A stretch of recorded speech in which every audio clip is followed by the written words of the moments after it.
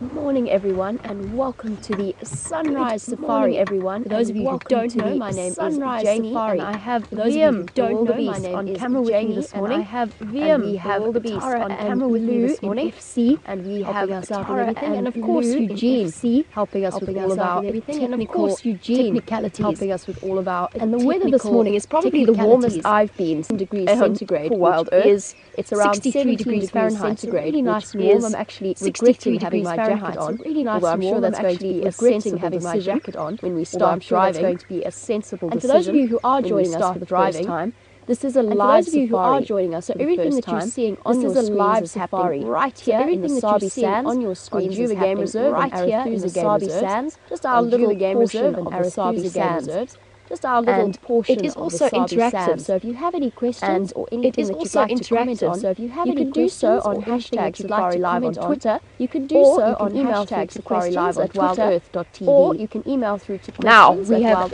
things to find as pretty as this particular sunrise is. Find as pretty as explain as we go along. Sunrise is. Dam cameras are hearing lions calling at the Arathusa Dam camera. And the reason is that I'm not rushing straight there is apparently there was some more conflict last night. Now, many of you have been very concerned, as we all have, about the death of another Nkahuma lioness, seems like one of the sub-adults on Simbambili. Now, I want to head across and just see what happens, because one of the rangers there said that he heard a scuffle between the Nkahumas and the Birmingham lions around 10 o'clock last night, and they actually chased two of the females through his garden. I'm very interested to see what happened. Obviously, we're all hoping that they are all safe and sound, all members of the Nkahuma Pride. Unfortunately, Simbambili is just outside of our boundary, so I'm just going to patrol around the edges, see if I can get any of the updates from some of the other guides.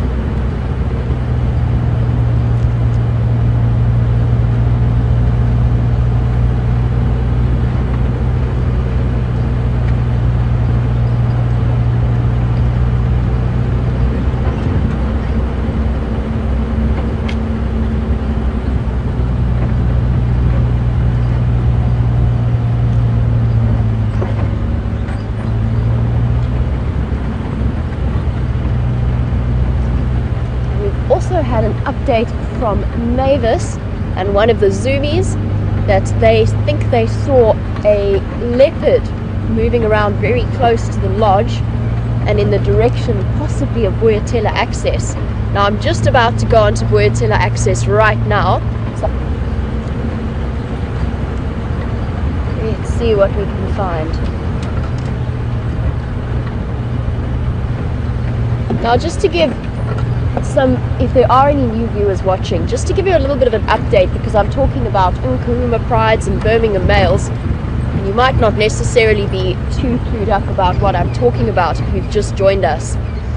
So over the last few weeks, basically since I started working at Wild Earth, their pride of, or a coalition of 5 young male lions, probably around the region of 4 to 5 years old. One of them is slightly older. They pushed into the territory that was previously held by 2 very large Matimba male lions, and they've actually been causing quite a lot of havoc. They killed a couple of the cubs from one of the Styx Pride females, as well as a couple of the lionesses from the Nkahuma prides. These were both prides that were previously looked after by the Matimba male lions. And this is normal behavior, but it is very difficult for us all, especially because as we've worked so closely and you've all been watching these characters, it's obviously incredibly sad when something like this does happen. It's not unusual, it's not unheard of lion behavior, it is all part of the territorial takeover process, but it might take a little while for everything to settle down.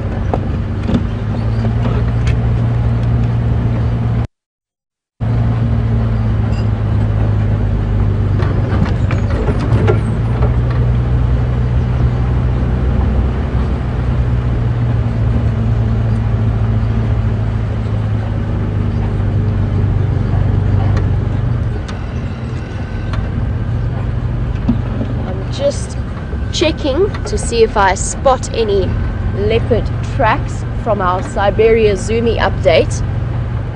I am on WildEarthTV access at the moment. Now, apparently the leopard was very close to the lodges that are just by the Djuma Dam camera. I haven't seen anything just yet.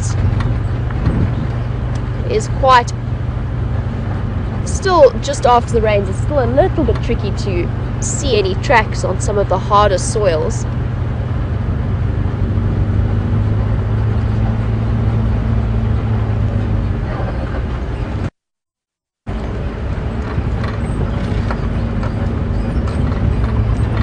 The one nice thing about having a leopard crossing around Djuma Dam is that there are guests currently staying at WildEarthTV camp. So there will be guides driving around that area, and hopefully they can keep us updated on what they find. I do just want to head across in the direction of those lions and see what's happening there.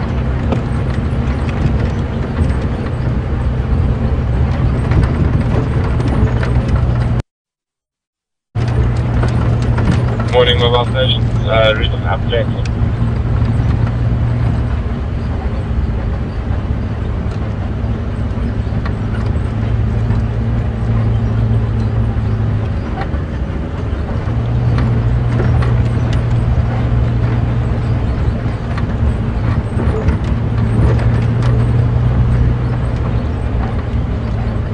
Sorry guys, Game Drive channels just started coming through. And this morning Brent is also out and about. He's going to be doing a bushwalk along with Steph, and I think it's Brian on camera with them.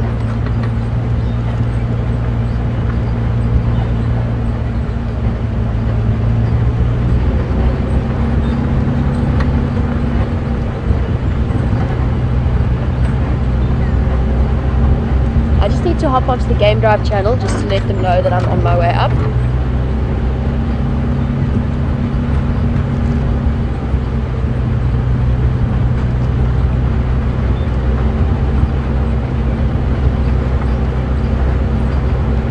Brent for Jamie.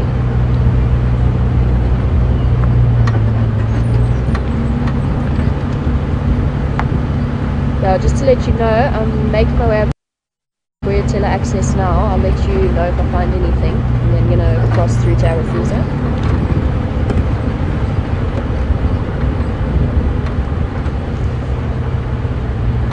Just making sure that we coordinate our efforts in finding these lions if they have crossed into Djuma.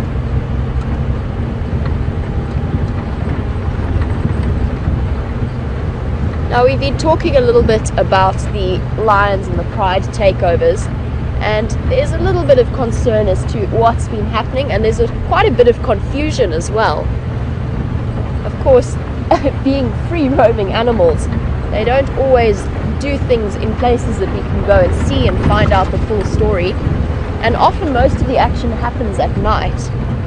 Now, I know that Kerry was wondering about exactly how many pride members or lionesses have been killed and how many there were originally. So good morning, welcome to the Sunrise Safari. I'm going to start with the Nkuhumas because those are the ones that we are most certain about. Now, just before, or a couple of months before I started working at WildEarth, or for WildEarth, there were apparently 9 members of the Nkuhuma Pride. So one sub-adult male, whose name is Junior, he's still around, and then a couple of females and 2 sub-adult females. And one of them was killed in February, and I think it was by the Birmingham boys. It is obviously before my time, but after that, that's when stuff really kicked off. So just as I started working here in July, the Birmingham boys moved into Djuma, and then across east to Torchwood, where they killed another one of the Nkuhuma lionesses. And then over the last 2 weeks or so, they've killed, I think, both of the sub-adult females. The most recent death was yesterday sometime, probably about 2 nights ago in the early morning, and that was on Simbambili. So the Nkuhuma Pride now stands, as far as I know, on last update, at around 5 members. One of them is junior, the rest are adult females. With respect to the Styx Pride, now the Styx Pride was a little bit confusing because there were a couple of breakaway sections of that pride. There were 2 females, one of which was the mother of 3 young cubs, and then there was another group that moved around, which I think was somewhere in the region of 4 individuals. And very sadly, about a month ago, the Birmingham boys came in as the Styx mother was trying to collect her cubs, and he actually killed 2 of the cubs. There was one remaining male who managed to escape with his mother. Apparently she fought very, very bravely to try and protect her family. Unfortunately, she didn't manage to save 2 of them, but the little male cub did go off to the south. Now, I have heard that that cub was okay as of 2 days ago, but there is a lot of confusion because the Matimba males, it seems as though they've gone all the way south towards Londolozi. So they have definitely decided that the Birmingham boys are not a challenge that they are up to meeting. And unfortunately, that's understandable. Both Hairy Belly and the Ginger male, 2 big male lions that used to control this area, they are somewhere in the region, one of them is somewhere in the region of 11 years old, so just getting past their prime in terms of being able to fight off, and they just probably wouldn't have, especially if they were separate from each other, wouldn't have the ability to fend off 5 young competitors. It doesn't help matters that the Ginger male has quite a serious injury to his paw, which he has had for years, but it comes and goes, and it's been last time I saw him, it did look particularly uncomfortable. He was limping quite badly. So they've moved off, and now what's happening with the Styx females, I believe 2 of them were killed. I know of at least 1. And there was some confusion as to whether or not one of them was killed by the Matimba males or by the Birmingham boys. And I'm not going to be able to give you any clarification on that just yet. I'm still waiting to hear. As I said, a lot of this happens in the middle of the night or very early in the morning, and it can be a little bit difficult to know exactly what happened. The Birmingham boys are sort of separating, coming back together, separating, moving into different areas, and really just pushing to see how much territory they can acquire. Not seeing any tracks coming through.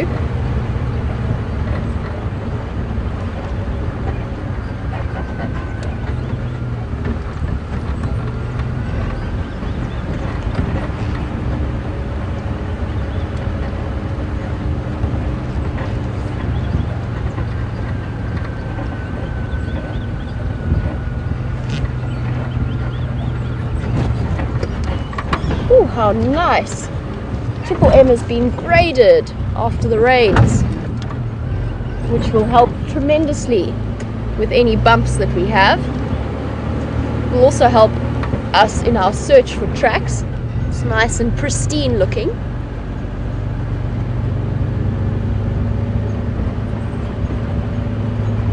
So this is one of the main access thoroughfares to quite a few lodges in the south, which means that it has a lot of traffic that comes through. And that in turn creates little bumps in the road that then make for a rather jiggly experience while you're driving.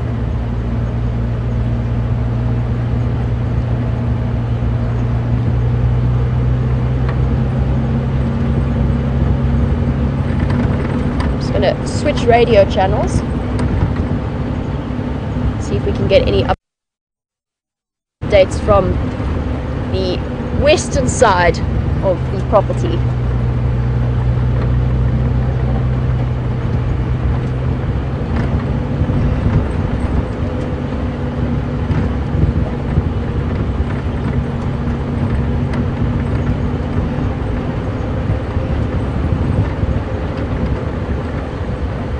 Going to have to wait until I'm a little bit closer to Arathusa before I'll be able to hear them. At the moment I've just got static. We'll try for radio comms a bit closer.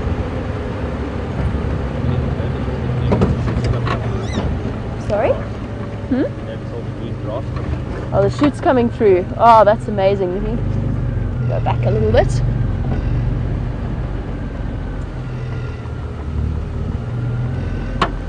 that good?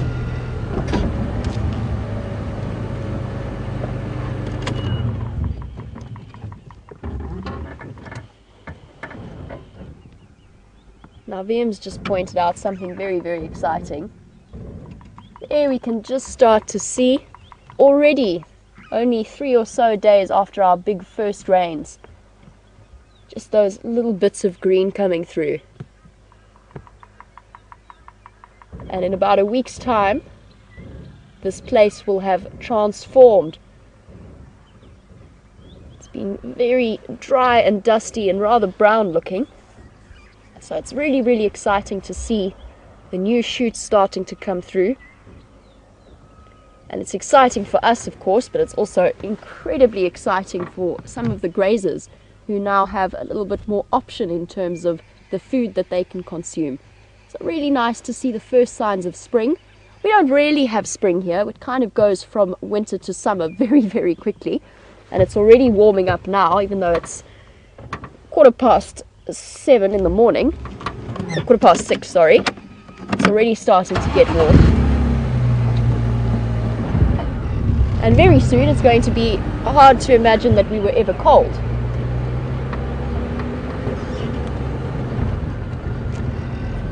Here we go, a bit of radio comms coming through.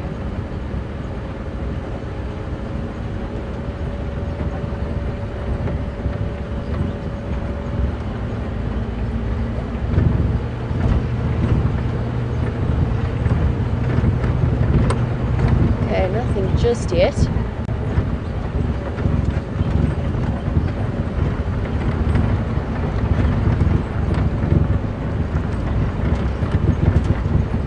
Now, so far there have been no tracks coming out of Simbambili towards the gate. I haven't picked up on anything.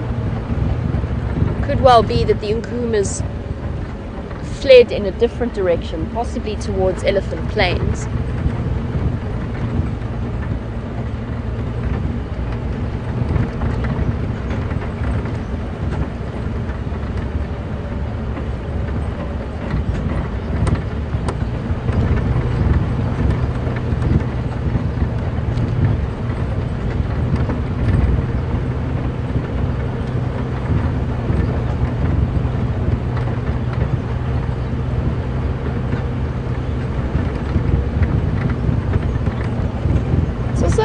Very important to remember, although it is incredibly hard to watch the deaths of these lionesses and the cubs that have been caused by the Birmingham boys, it's important not to vilify either groups, either the Matimba males or the Birmingham boys. These are wild animals and it is all part of a natural process, as hard as that process is to watch.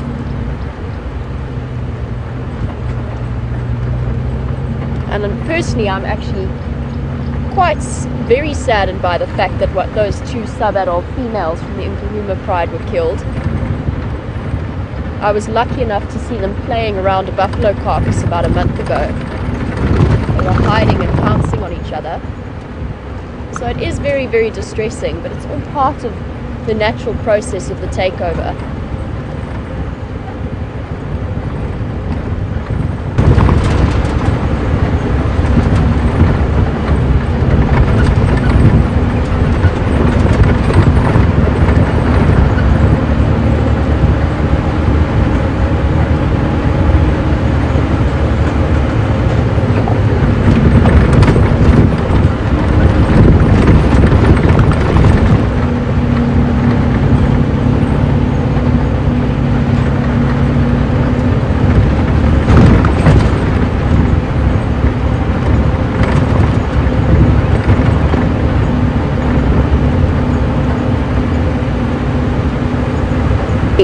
Of the Mapohos. Now, for those of you who don't know, the Mapohos were an infamous coalition of 6 male lions that moved together and dominated a huge area of Kasabi sands. I think somewhere from the region of 2008 to 2011 or so. And they were infamous for the impact that they had on the lion dynamics in the Sabi Sands. There were some numbers that I heard they were responsible for killing well over 100 different lions, including many cubs and a couple of females as well. And that reign was eventually brought to an end by the Mjingi male lions, or the Mjingalanis, who moved in. And it does seem to all be part of that natural process, and it could well be that we see a very similar thing with the Birmingham males, because there are 5 of them and they are very large males for their age. They are going to start creating quite a chaotic situation around here. And I think we could probably say, or possibly predict, that once they do establish their core territory, which they are in the process of doing, there could even be a split in the same way that the Mapochos, where Kinky Tail and Mr. T moved into the sort of eastern section of the Mapocho territory, and the other 4 stayed to the west.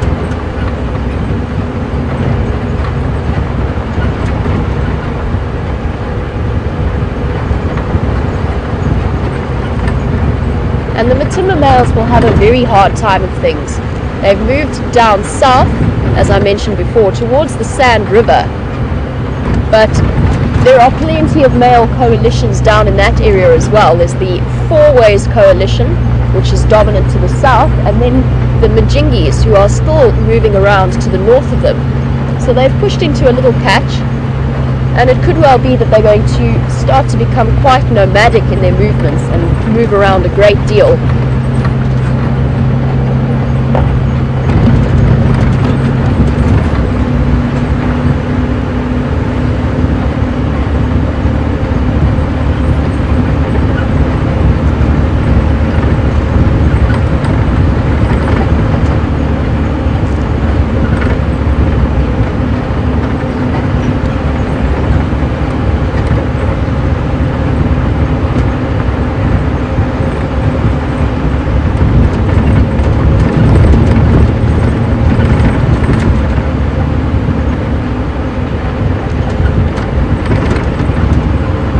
And although this is all very difficult to watch and see in terms of the impact that it has on the lions, I mentioned that it is a natural process.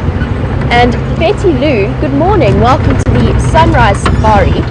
You were wondering why it's necessary for the males to change territories at all, or establish territories.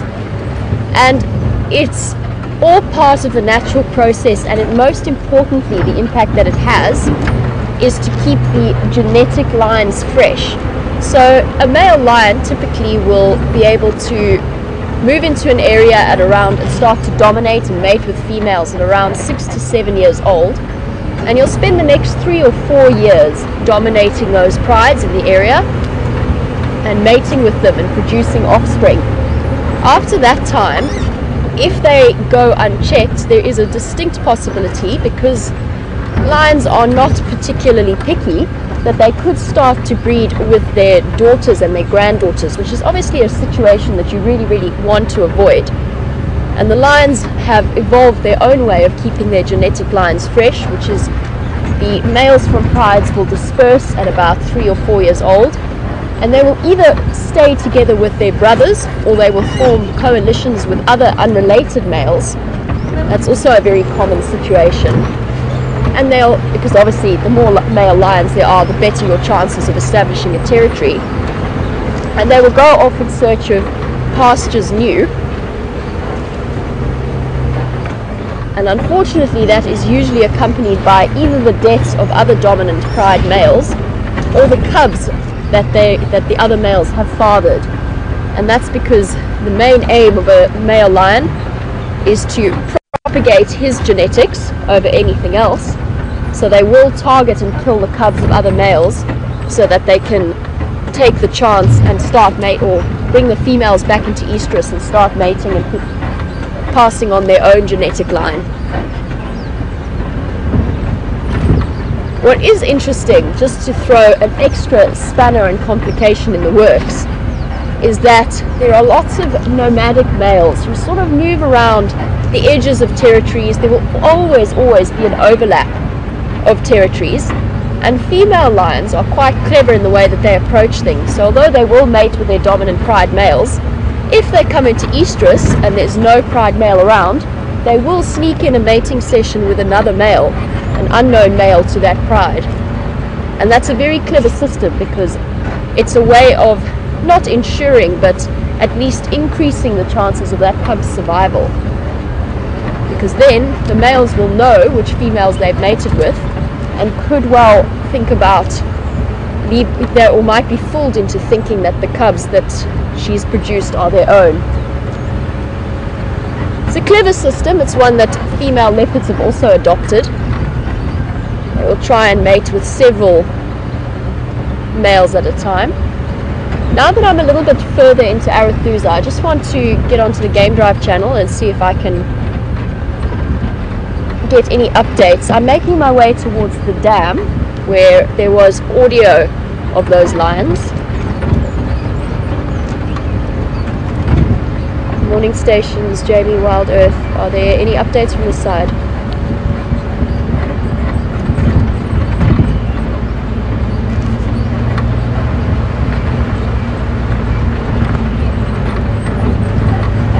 There are 5 of them.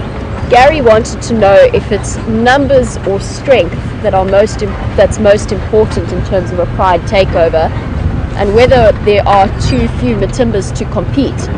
And it's definitely a combination of the two. So in this case, the fact that there are 5 of them confers an enormous advantage to them, and that makes perfect sense. There are only 2 Matimba males in the south. Now the Matimba male coalition was a little bit bigger. It was originally 6 male lions who moved around the Manuleti, and then that coalition split off slightly. So 3 of them stayed up in the north around Manuleti, and the other 2 moved south, and those are the 2 that we saw on a regular basis, the ginger male and hairy belly. And then the 6th one actually moved into the Kruger Park apparently. So they did split up, and that's not uncommon for coalitions to split. But it is very difficult for them then to reunite, especially because now, at this point, the southern Matimbas are separated by another male coalition from the northern Matimbas.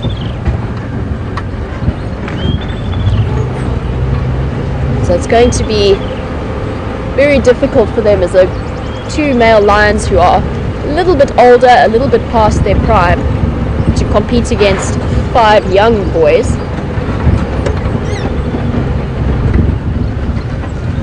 But that's being said, if they were to catch, because the Birmingham boys have been moving around and about on their own, if they were to catch one of the Birmingham boys on their own, they would still be capable of inflicting very serious damage and possibly even killing them. So you can't discount experience in this process as well.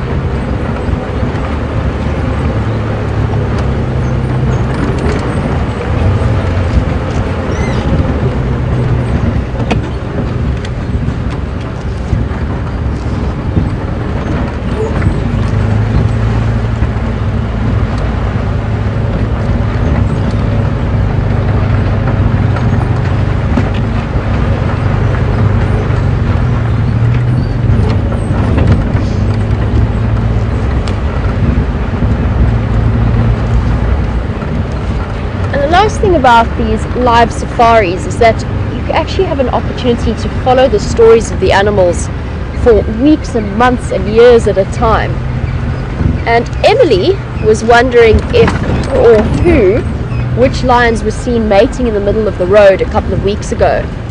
And that was seen by a couple, I think James, Brent and myself all had an opportunity to sit with those lions while they were mating throughout the week, and that was Hairy Belly and one of the females from the Styx Pride. So this was just before the Birmingham takeover really kicked off. In fact, it was almost exactly at the same time. So Hairy Belly was distracted mating with the Styx female. The ginger male was off to the further south with his limp, and it was exactly around that time that the Birmingham boys started moving in. And we were lucky enough to be there for the initial confrontation, or one of the initial confrontations, which consisted of a lot of calling and a lot of backwards and forwards moving. So the Birminghams went south across Gowrie Main, across our southern border, were met by the calls of the Matimba males and turned around and ran back into Djuma. So initially actually chased off by the show of strength from the Matimbas.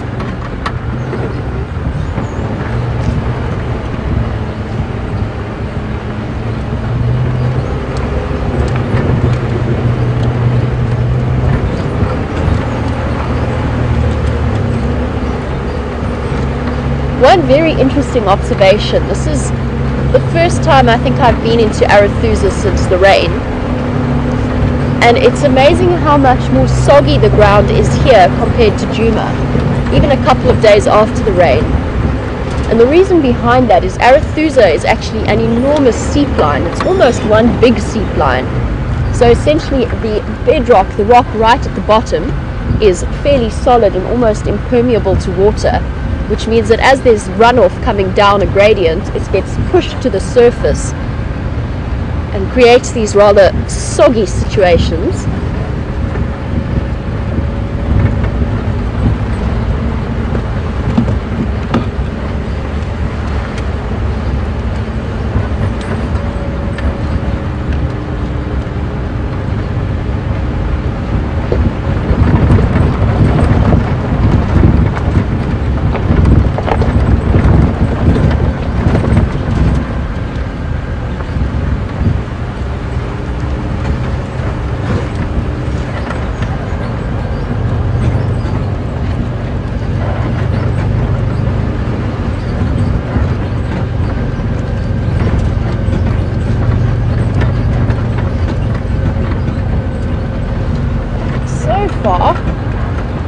All I've seen are hyena tracks on the road,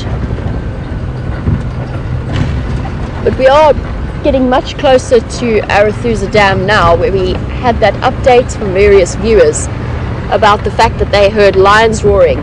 Now Mavis tells me that she also heard a leopard sawing at the on the camera, and was wondering why a leopard would make that loud sawing noise when the lions were roaring so close. And surely it would make more sense for that leopard to be nice and quiet, just to protect itself.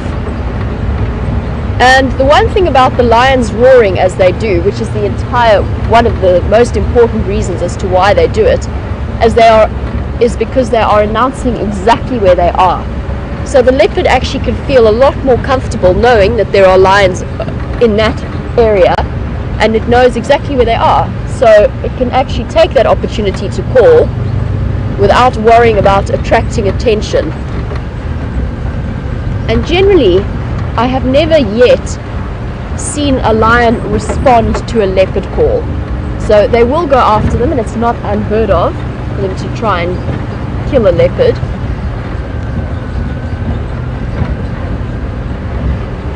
But in my years of experience, I've never seen a lion target a leopard that is territorial calling.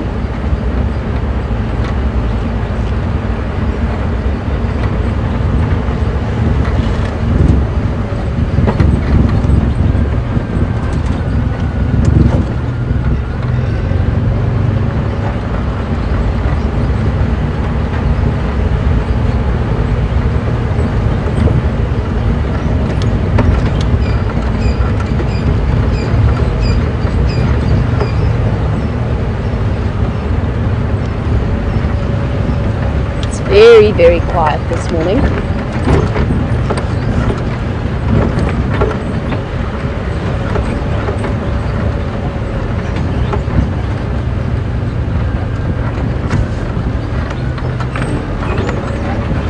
ago, just approaching the lodge. The difficulty, of course, with hearing the audio of the lions but not being able to see them is that we don't know exactly how far away they were or which direction the sound was coming from.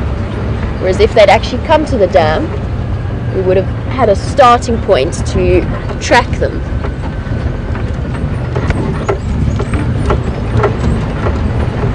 But of course, it's very, very difficult to determine direction if all you're getting is the lions calling.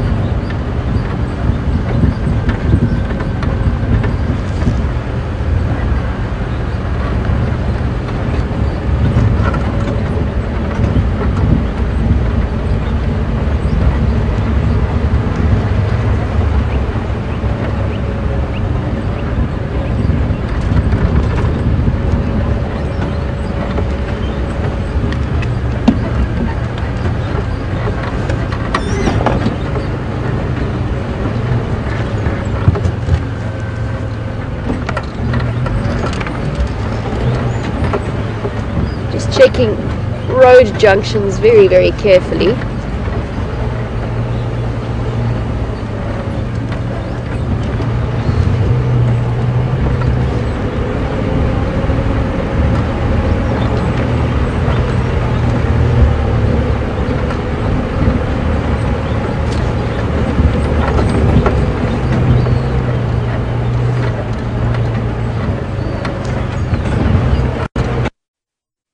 Because we know that the Birmingham boys,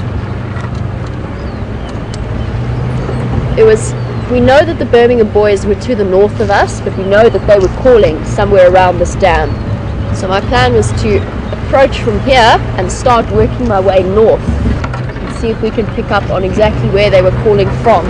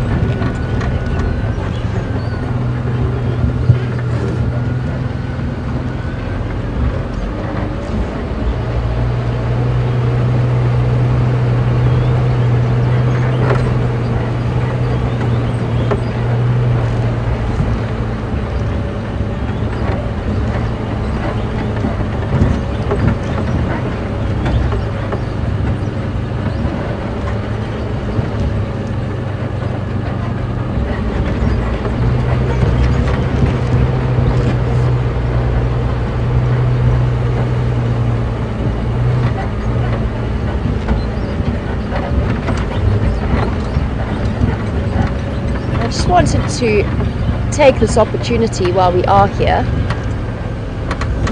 to stop and listen and see if we can hear any more audio. This is Arathusa Lodge, for those of you who might be joining us for the first time. We're just at the dam outside the lodge, and this is where there were reports of those lions calling. There is a 24-hour camera up here.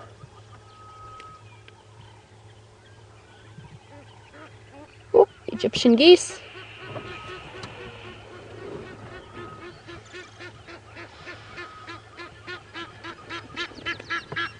Oh! A little bit of conflict there between the Egyptian geese.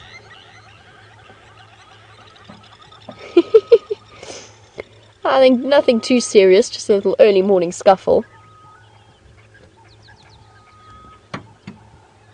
And of course, it is breeding season for a lot of the birds here. So we've seen plenty of conflict, including that incredible fight between the two male drongos that we saw yesterday.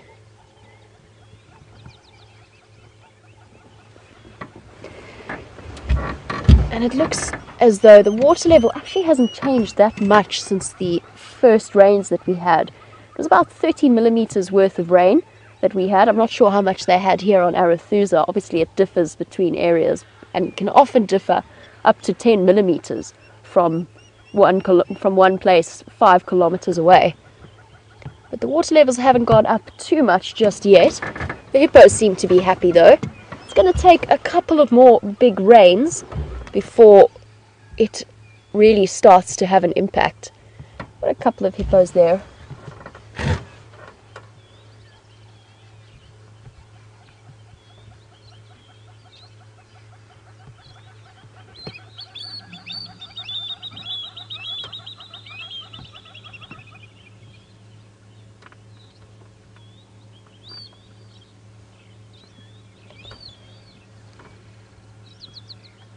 Looks like he's covered in a water weed blanket.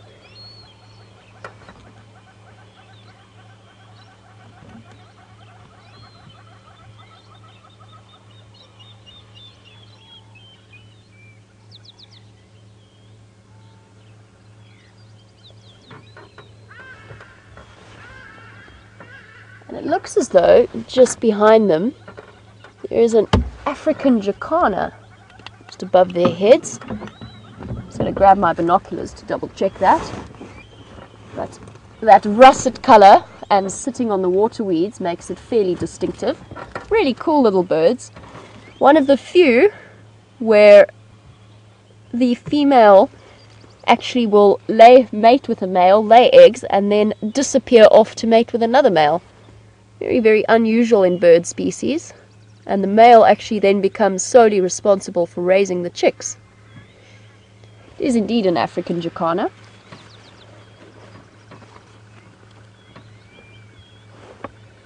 And they've got wonderfully big feet, which allow them to stand on those water weeds and spread out their weight nice and evenly, so that they don't fall or push down into the water. Now it does sound as though on the radio that the guys have located the Birmingham boys, so I just want to call in and see now if I can get a clearer update on exactly where that sighting is. Just bear with me for one moment. I'm going to start heading across in the direction that I think it's in. We'll leave the dam for now, as peaceful a setting as it has been.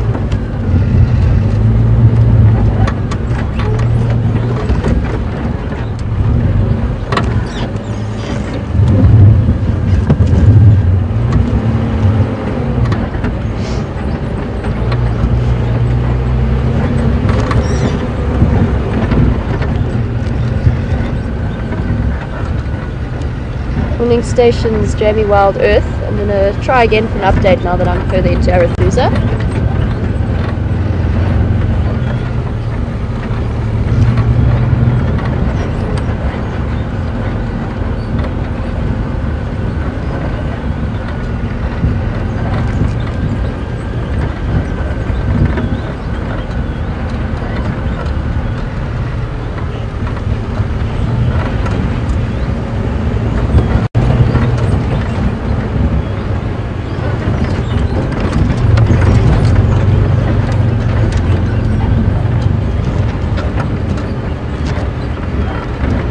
Sorry, copy you 1 out of 5. I'll try again a little bit later.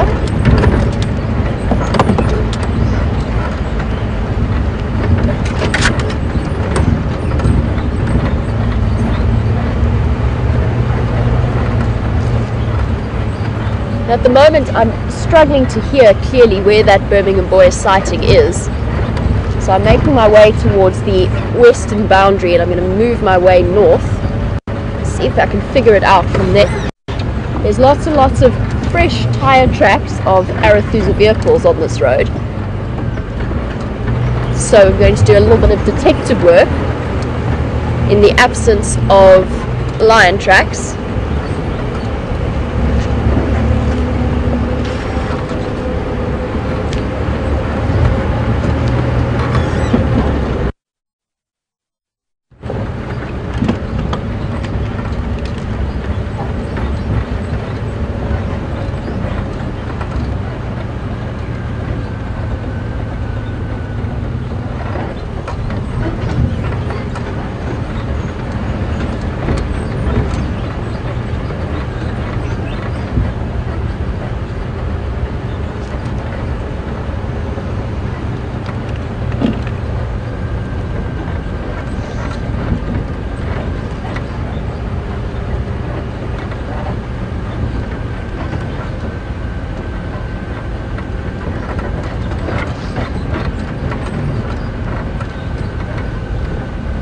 Now, obviously, I really want to get to this Birmingham boy sighting so that I can have an update and see what they're looking like and what sort of condition they're in at the moment.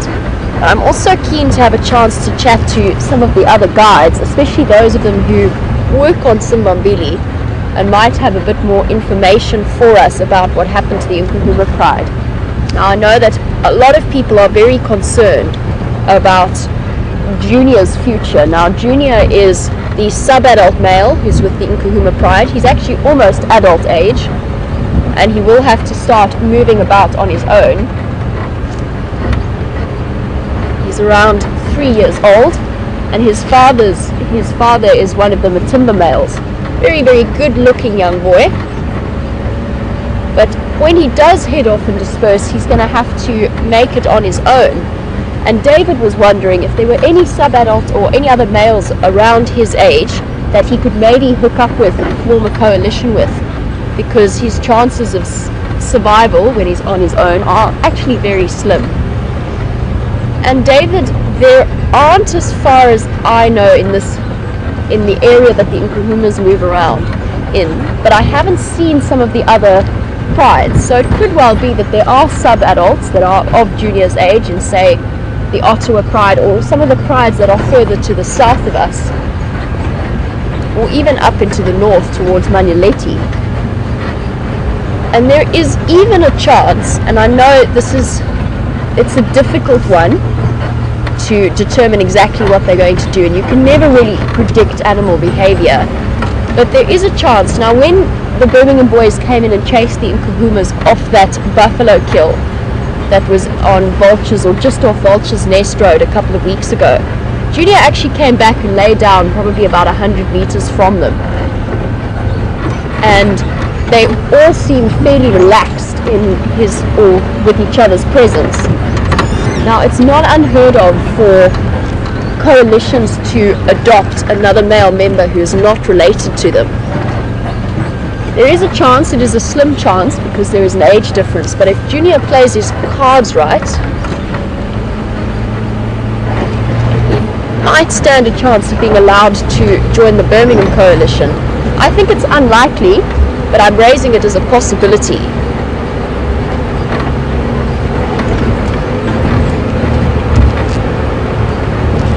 There is an interesting irony in the fact that the Birmingham males came from the Birmingham Pride and were actually chased out of the area that they were in when they were a little bit younger by the Northern Matimba Coalition. So it's an interesting turn of the circle, turn of the wheel out here.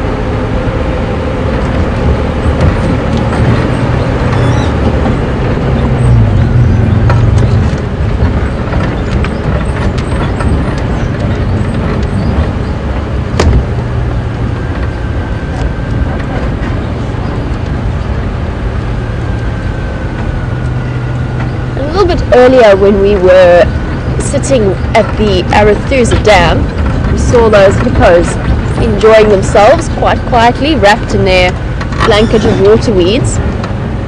And apparently there's been a lot of comments about the fact that they have been very noisy at night, making lots of grunts and calls, and then go to sleep during the day. And of course, hippos are nocturnal, so they do most of their moving around at night.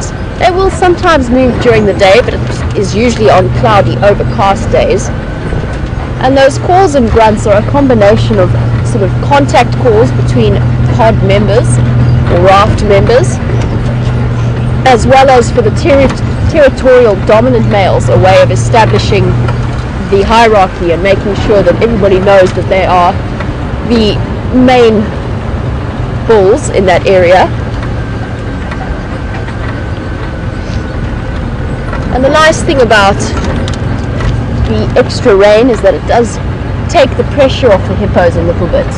So as space gets a bit restricted, things start to get a little bit tetchy, they get a bit more aggressive, and there's often serious fights over space. But now with the rains coming, hopefully they will have a little bit more of a pleasant dam environment to inhabit.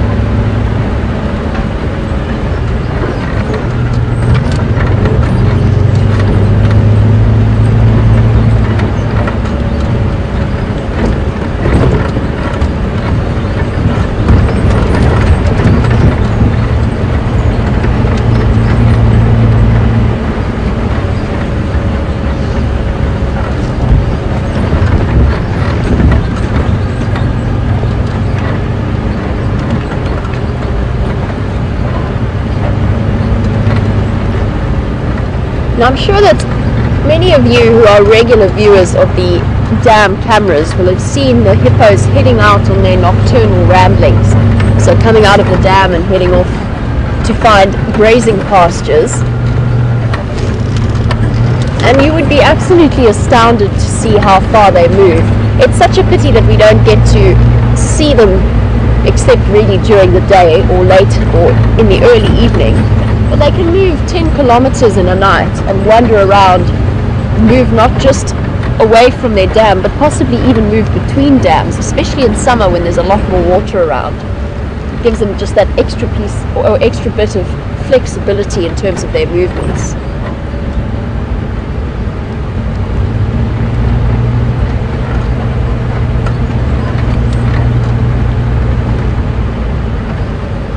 It's always such a treat to see a hippo out of the water. They do look incredibly lumbering and like they wouldn't be capable of reaching any kind of speed. But I've seen a hippo run. They can definitely outrun any person that I know.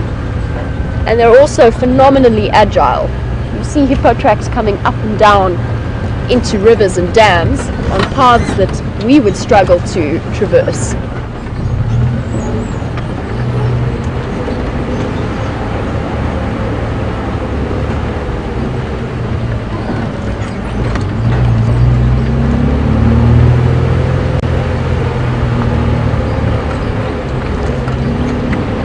So most of the vehicle tracks are crossing into elephant plains. As soon as I've got the radio a little bit clearer, I'm going to ask again for the update on that sighting.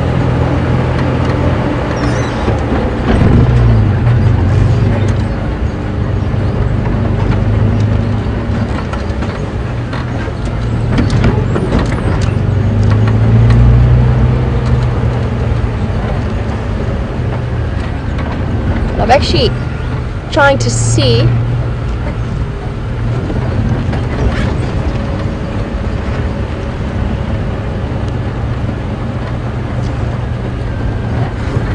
okay, things are a little bit clearer. Let me try again.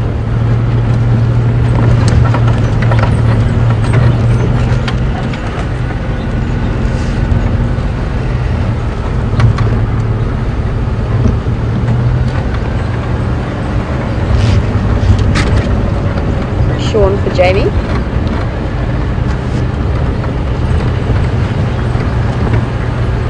Good morning, Sean. I was just wondering where that Birmingham sighting is.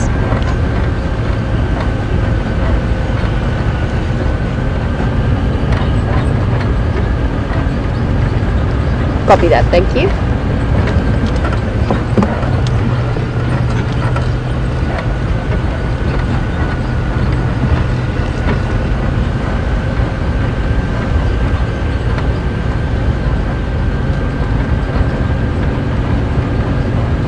Copy that, thank you. I'll follow up from there.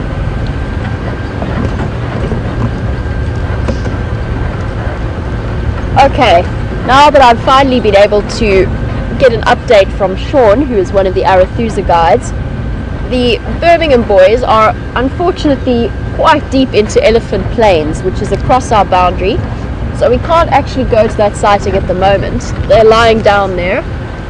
I will find out what kind of condition they are in from him a little bit later. So not a sighting that we can get to. However, Sean did tell me that there were tracks for the Nkuhumas coming out, looked like they were going to come out of Simbambili. I'm going to head across in that direction.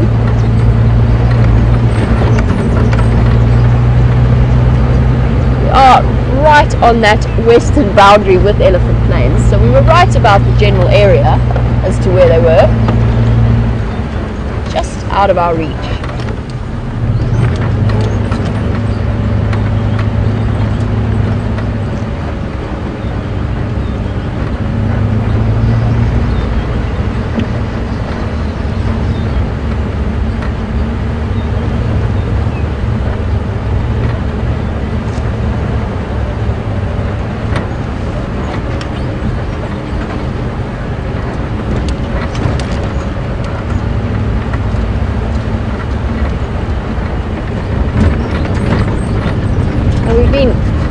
Chatting extensively about the various lion dynamics and what's happening, and those naughty Birmingham boys who are on the other side of our boundary. And just in terms of the history of this particular coalition, as far as I understand, they come from the Birmingham Reserve or Birmingham Farm, which was close to Tinswalu. Now it's always a little bit tricky because if you're not working in an area, you have to sort of rely on the reports of other people to give you the background, and sometimes you do get conflicting reports. But to the best of my understanding, they came from an area around Tinswalu, which was named Birmingham, and I'm actually going to go into area names in a moment because there's an interesting story behind that. But before I do, the Birmingham boys came from the very large Birmingham Pride of lions that moved around in that area, so to the north of where we are now, quite far to the north, probably about, I would say, 20 or more kilometers away from where they've now moved down to. And they were, as I mentioned before, chased out of the Birmingham Pride, which is a natural process at around 3 to 3 years old. And they moved out and south, and they were pushed slowly by the northern Matimba male lions, and then have been ranging ever since, and were seen to kill 3 buffalo in 3 days. I think that was sometime towards the end of last year. And it's only recently that they have really started calling and marking territories, and obviously killing cubs, competing for mating opportunities.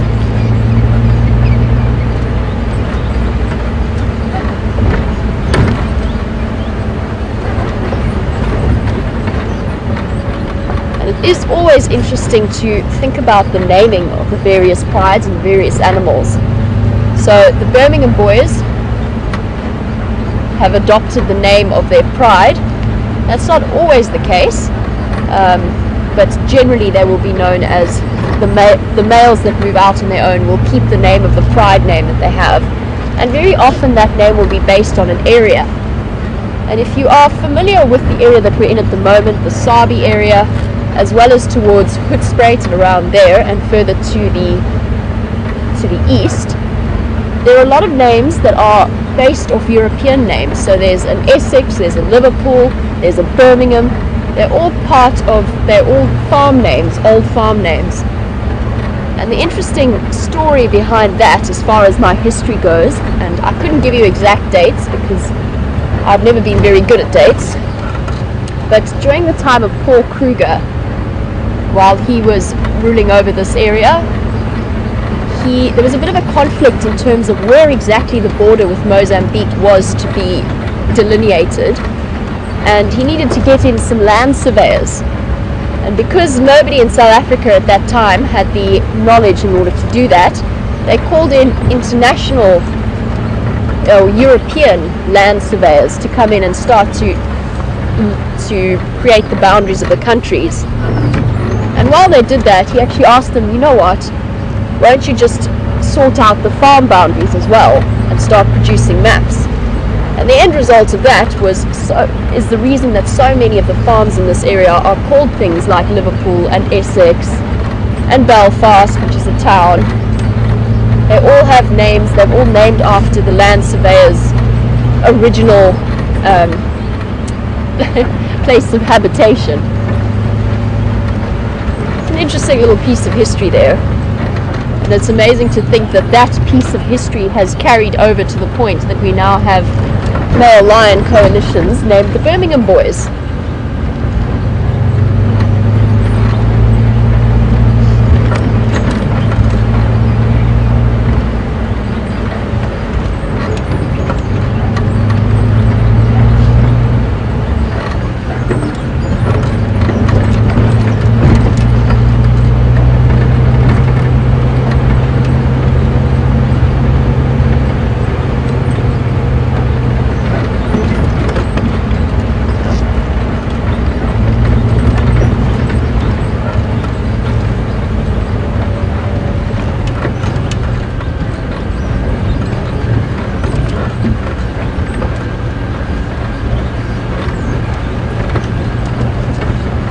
Now, while I make my way to the north and to the east of Arethusa, to the Simbambili boundary, which is where I'm headed at the moment, to see if maybe we can have a look at how the Nkuhumas are doing.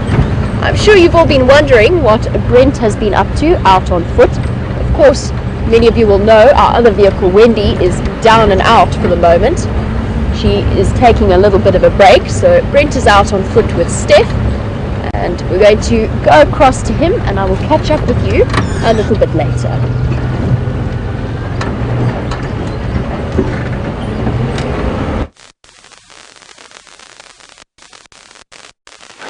Good morning everyone, and welcome on the Sunrise Safari. My name is Brett Smith, and as you can see, I'm far from the vehicle today. We're on a bushwalk. I have Brian on camera, and we have Steph with us holding the firearm. And the reason I've only got a stick at the moment is because I'm waiting for my licenses to come through, and hopefully all be able to carry firearm and do the walk individually.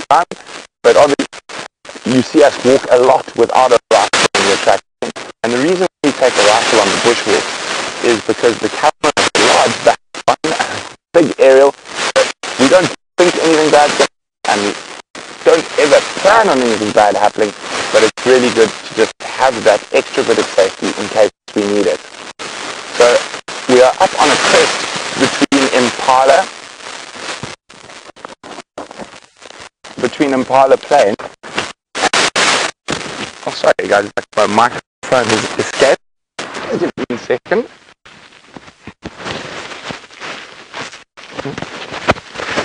Stuck on, there we go. Hopefully you can hear me a bit better now. I just think it got stuck underneath my binocular strap, so you weren't hearing me too well. And so I'm up here because Steph and Scott were in this area last night after dark, and they heard a bunch of hyenas sort of cackling excitedly. Also, there's tracks of a female leopard that leave the road and head into this direction. So we are going to try see if we can find, hopefully, it looks like Shadow and Sindile, or Madiba, they're tracks of both animals. So it's very difficult after the rain in this block. The ground's very hard, but thankfully Steph's and Scott's hearing is quite good. So hopefully they've pinpointed where it is so we can go have a look. But before we do that, it's quite an interesting little thing happening behind me here. And we've got a mound, and what's happened is they've built it up, and with the rain we've had, it's got very, very heavy, and they haven't built it so well. So it's leaned to one side, and this section of dirt below me here has fallen off. So this hasn't been done by an animal. And at the moment, we have these incredibly large soldier mites. You can see there's a really big male. You don't want to be bitten by that. Traditionally, they've even been used as stitches to close wounds if you get them to bite the wound on either. But you can see some of them vibrating. This little vibration, those are small soldiers, sort of sacrificial soldiers that they will feed to whatever comes to try attack first before the big boys come out to defend. And that vibration is communication between them. But also, if you watch, I'm going to blow onto them, and you see how they get very, very aggressive. Okay.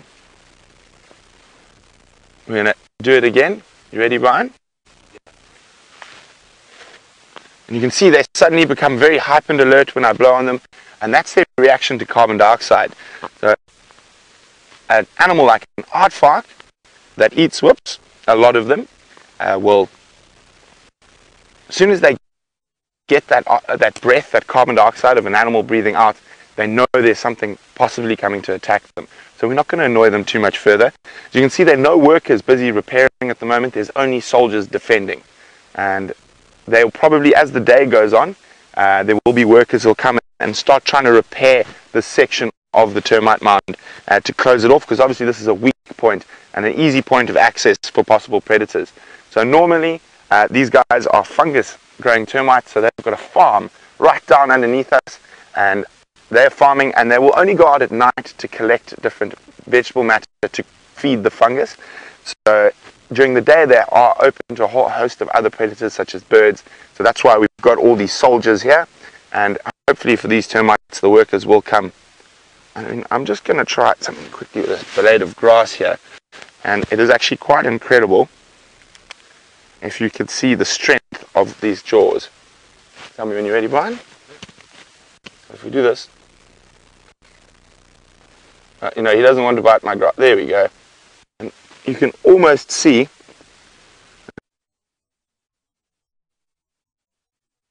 a little sort of how he's grazed the grass there. So incredibly powerful jaws for such a small animal. So we're going to keep moving now along the crest here a little bit and see if we can find, hopefully, Shadow and Madiba. That's what we're thinking, because the hyenas were making a noise there. And the fact that Madiba was seen yesterday morning lying down to the south of us, the fact that Shadow's gone and collected him, and now we've got both sets of tracks coming into this block. Hopefully she's hoisted, and hopefully those cackles weren't the hyenas stealing the kill, and hopefully they're just waiting under the tree patiently for scraps. So let's get moving, and we're going to talk quite a lot about a lot of different things on this bushwalk today. But for now, we're going to do some serious tracking, or actually serious guesswork, since we can't see any tracks in this. So we're going to guess. So you can stay with us for a little bit longer. We're going to walk quite carefully through here, and while we're on foot, it's a very different experience from the vehicle, and your senses have to be far more focused, and you have to be a little bit more careful. And it's amazing. It's an instinctive response from when we actually used to live out in the savannas. As soon as you start walking through an area with dangerous game, you do heighten your senses quite a lot. So thankfully Brian trained quite a lot, because he's got earphones, he is. So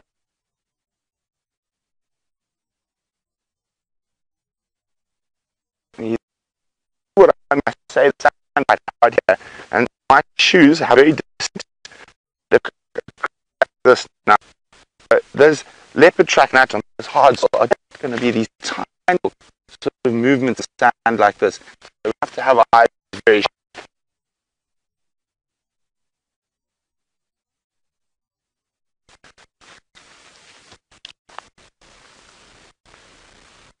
So we pick our way through these monkey orange or strychnos onto the crest. It's a bit more open, and we'll be able to walk more easily and not make as much noise as we walk.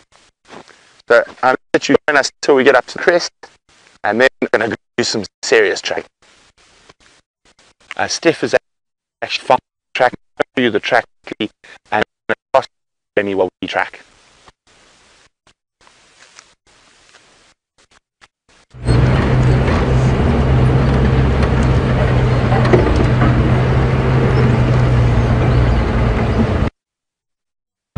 Welcome back, and it seems as though all of the lions are moving out away from our area of traverse, and Brent's given you that update on the fact that the Nkuhumas crossed into Buffelshoek.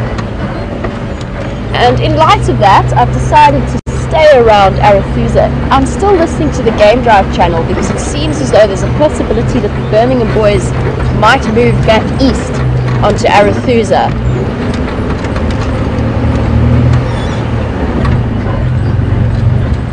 Just listening to their updates quickly. A couple of them are still lying down, but some of them have stood up and look as though they are about to get mobile again. And I'll probably walk for a little bit before it gets too hot. It is already warm enough for me to have taken off my jacket. I think that's probably a record for me in the early mornings. It's great to know that summer is on its way. I'm just looping around the Arethusa Dam to see if I can pick up on any of those leopard tracks that were made by the leopard who was heard calling on the Arethusa Dam camera. It's very, very quiet. Even the general game animals are tucked away in the middle of blocks, and that is one inevitable consequence of the fact that there's been much more rain, so there's a lot of groundwater. So the animals don't have to go moving out into the open to try and get to water to have a drink. It's one of the reasons why it is so very quiet out here.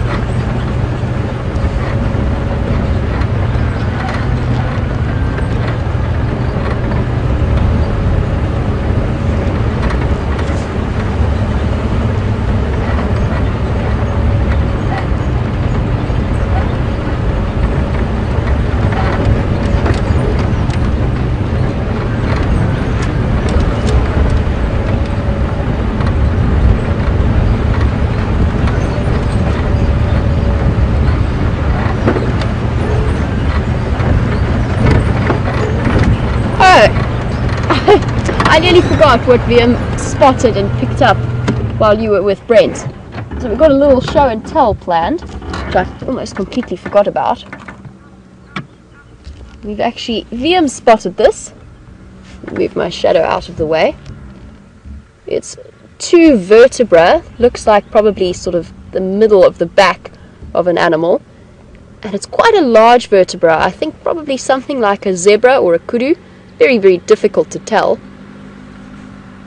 We've got really clear signs. You can actually still see some of the marrow in that vertebra.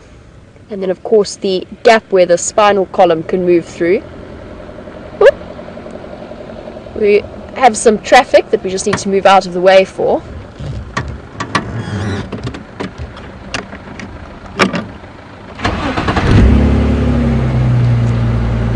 We are on one of the main access roads for the lodge, so I'm just going to shift out of his way. Oh, he's going to find his own way around me. Never mind. Morning. Thank you. Okay, so back to the vertebra now that he's headed off. So we've got all of these fascinating attachment points. You can see the tops there where it's been nibbled. Probably by hyenas, but it could well be lions. They do chomp the ends of bones. And if it was a hyena, I think maybe more of this vertebra would be missing. They obviously have those very powerful adaptations and teeth. You can see all the cool little gaps of the bone cells where they were supplied with blood vessels.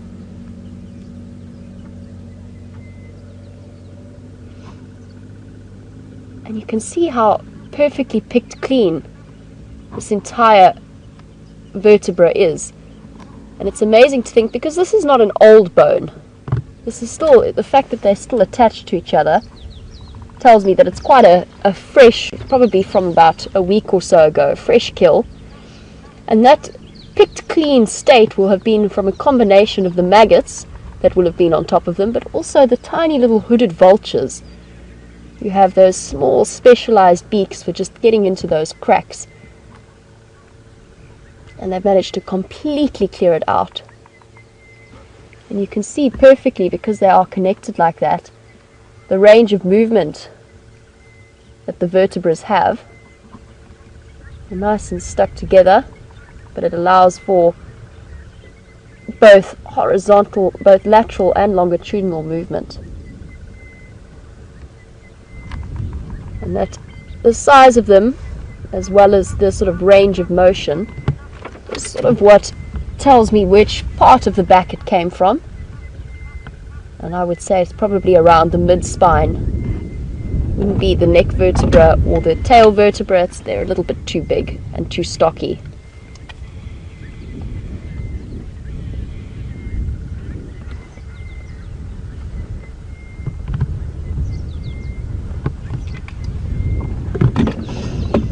It's always wonderful to stop and appreciate the little signs and things that you find in the bush, and they can tell you so much about the way that the various animals move. So we've seen how those antelope have those incredibly flexible backs that allow them to expand and contract and reach the incredible speeds that they do, as well as the ability to dodge and duck and turn around the obstacles in the bush if they have to run away from something. And one of my favorite things in terms of looking at spinal abilities is to watch impala when they're showing off, particularly around mating season, but it happens all year round. It's a special brand of showing off known as stotting. And all antelopes do it, but all antelopes do it in a different way. And one of the coolest things is that the impala do is they do almost like a handstand, and they throw their back legs up and their spines bend or curve all the way around. It almost looks as though they're going to break, because they do look like such fragile, thin things. So really, really amazing adaptations for the life that they have out here. Unfortunately for this particular, whatever it was, might have been a kudu, might have been a zebra, those adaptations weren't enough to save its life. Now, so far I haven't picked up on any leopard tracks around the Arathusa Dam. I'm still going to stay in this area because I want to just hear what updates there are about those Birmingham boys' movements. It does seem as though they might head in our direction. In the meantime, Brent has in fact found signs of leopards, so we're going to head across to him, and I will catch up with you a little bit later.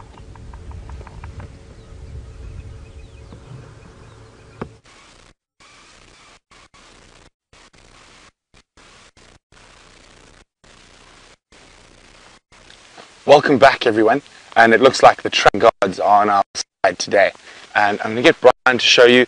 So this leopard's come across these aardvark excavations, and you can see this now, and you can see how difficult on a nice soft surface like that. I mean, there's a leopard track right there, and this leopard's continued right past me here, and Brian just said, you often find that leopard will investigate these excavations because lots of different animals will use an aardvark burrow after it's left.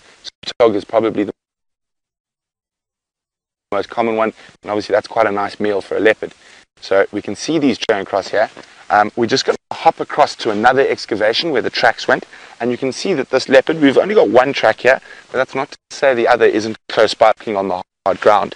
And we can see we're going to just cross to this other excavation with something really interesting.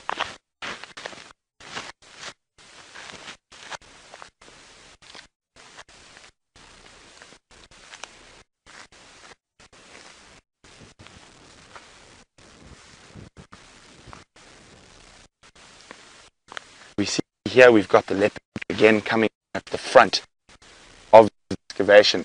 It looks like someone is inside, has tried to block the way and make sure nothing is coming. I'm just going to pop around. You never really want to stand behind the entrance of one of these holes. There's a whole mess of underground that the aardvark have created here.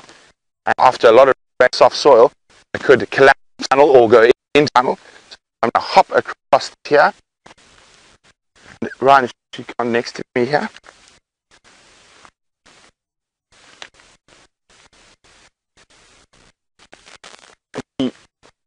Down into the tunnel, and after rain, what looks like some blocking, not actually.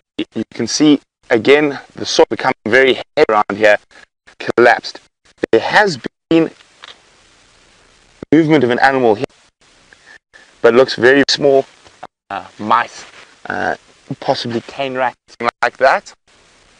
So cane rats or something like that. So the leopard tracks continue on. So we are going to, and while we're tracking, we're going to cross back to Jamie, and hopefully she gets some more luck with leopard, and the tracking guys smile at her.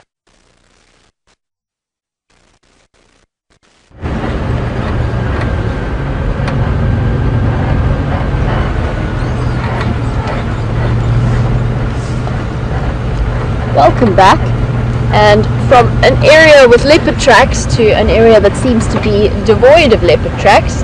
I'm still on my search for where that sneaky leopard was hiding, and there's a strong possibility that if it was crawling around the dam, it could well have been the Anderson male. It could of course have been Tingana. Now, I know that Brent was having a look at a leopard track around an aardvark hole, and I believe that Tingana has quite the reputation for being an aardvark killer. And you do often see that with the various leopards, that they have a prey species that they specialize in.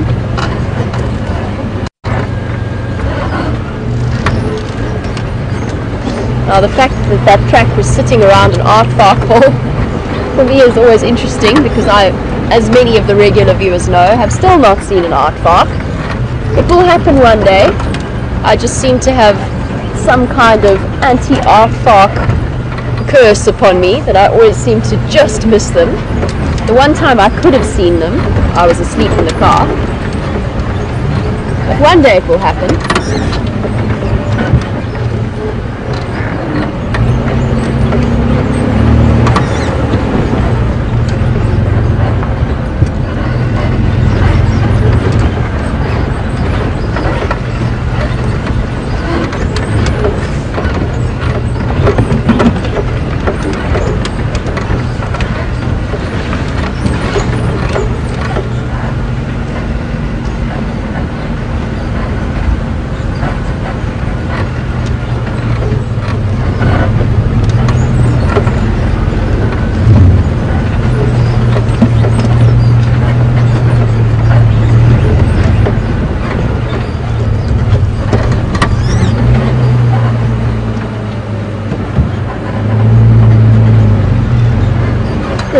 Saw the flash of a Dacre bottom disappearing into a rather thick bush. So there is life out here. It's just feeling a little bit camera shy at the moment.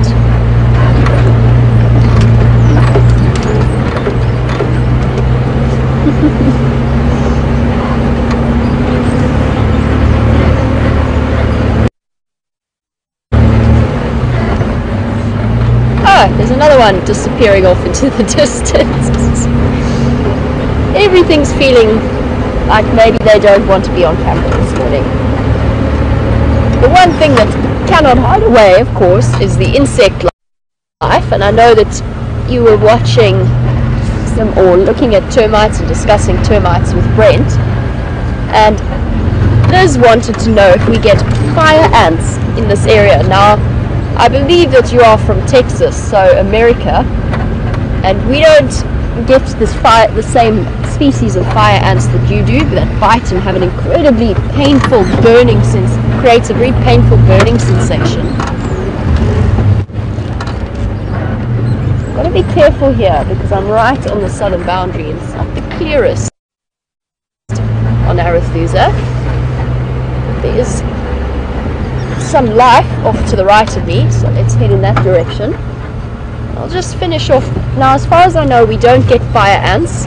We do have ants that when they bite you, it's a very similar shape and size and color ant, fairly small and light in color, and my goodness me, do those bites burn when you get bitten by them. So something very, very similar, not the species that you get. Just gonna find a nice view. Got some duggar boys here.